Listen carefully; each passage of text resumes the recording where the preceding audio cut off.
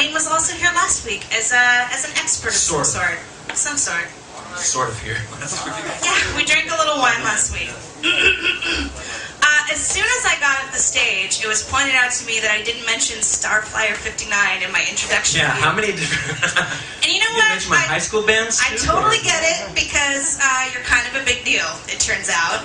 You've been in a lot of really popular bands. A lot of people are really invested in those bands, because shoegazer bands sort of had this heart connection, I think, to the audience that maybe some other things aren't. People still are listening to those albums over and over and over again. That's not a question, I'm just saying that. To the questions. You started out as a drummer and then made the transition to being a lead singer. Was that terrifying or liberating? Yeah, terrifying. Well, you know, we started a new band, and so started writing songs and stuff, and then we didn't have anybody who was going to sing, and we thought we'd have we'd have a female singer, because the songs we were writing we thought were going to be more, better with that sort of thing. But but we didn't know anybody who could do it, so then I started singing, and all the songs ended up being in falsetto and stuff, so it was real sissy sounding. That was just sort of the way it turned out, but.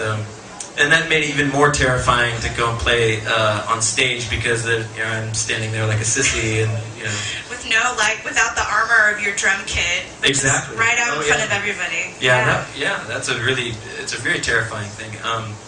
But the greatest thing was one time when we played at the Derby one time, and I remember there was this really beautiful woman like dancing in front the whole time, and then she came and talked to me afterwards, and I was like, wow, this is really cool. And she says, you guys are great. I loved your band. You're so awesome. But can I give you a little piece of advice? And I said, yeah, sure. She goes, you need to act a little bit more hetero on stage. Okay. You're like, what do you suggest? I'm thinking, what is it? What, Robert Plant? What is more hetero on? I don't know. A trucker hat, maybe, or maybe Ronnie James Dio, God rest his soul, There you go. Hey, you've listed your influences as including the Beach Boys, Echo and the Bunnymen, Fleetwood Mac, 3 bands I think we can all agree. I was going to say we can both agree, but I hope everyone here agrees should be on everyone's constant rotation. What bands or albums are you listening to now that you kind of can't get enough of? Van Dogelberg! Yeah, Van Dogelberg's a great band. Van Dogelberg! Yeah, they do a lot of covers of, what would you call it? Yacht rock? I like yacht rock. Yeah. Some Boz Scaggs. We've been talking a lot about Boz Scaggs lately. Some Steely Dan. Nice. What else? Genesis, early Genesis, because of the... Is it the summertime that's bringing it out in you? This connection? I think it's the company that I keep, actually. Excellent. Okay, final question, because I want you guys to be able to play 2 more songs and rock it out. You guys are so great. But I thought I would ask you, because we like to get to know our musicians a little bit better here at the Lightbulb Mouth Radio Hour.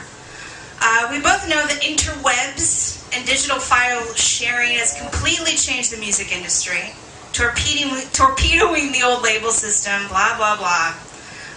But I guess what it comes down to, does that make you sad? Are you kind of an analog guy? Do you collect records, and do you miss mixtapes? Are you excited about where technology is taking us?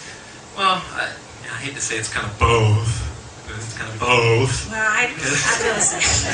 Because I grew up on records that were records, and they were made to be played on record players, and that was how you listened to them. And it's a certain sound. Yeah, it's a certain sound, and you're sort of that whole fandom of you buy into the whole record, and you want to listen to the front side and the back side, and then you get into the whole. You feel like you not only get like a bunch of the hits, but you also get this sort of deeper understanding of Plus, of it an artist. was an object back then, right? I mean, you could hold it. Yeah, it had this cool artwork, and it was just so exciting to try to, to decode the mystery of who are these people. And now it's now there's no mystery anymore. But at the same time, you give up that mystery, but then you also have all this access to all this new music that you would never hear because somebody who makes a great record in their basement in some random place. Unless it goes viral, you never hear about it. But the chances are that things never went viral back then. It was only because of the marketing machines that were behind them, and there was less and less of that sort of organic, development of artists and becoming more popular and becoming more aware of, or other people becoming more aware of them. Whereas now there's a lot more opportunities to do that. So it's kind of the trade-off, with file sharing and stuff. It's like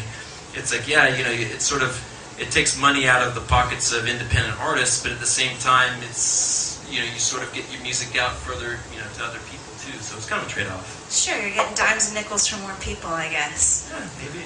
Maybe, or at least doing what you love for a bigger audience. Yeah, absolutely. And who knows where it's going to end up? Do you guys want to hear 2 more songs? Yeah!